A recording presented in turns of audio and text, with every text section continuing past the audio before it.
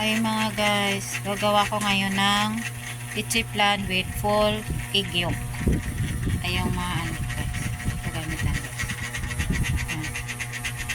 Isang bilog, tsaka isang parang haba.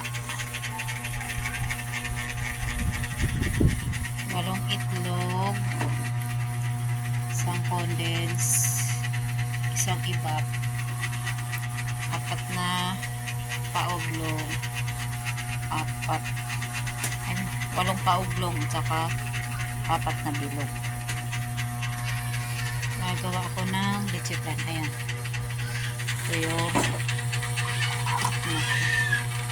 takal.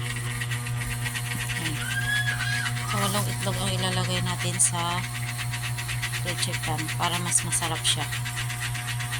Ayan. Sukal 1/4. Lalagay natin isa-isa dyan sa tutunawin natin sa lamera guys. Okay.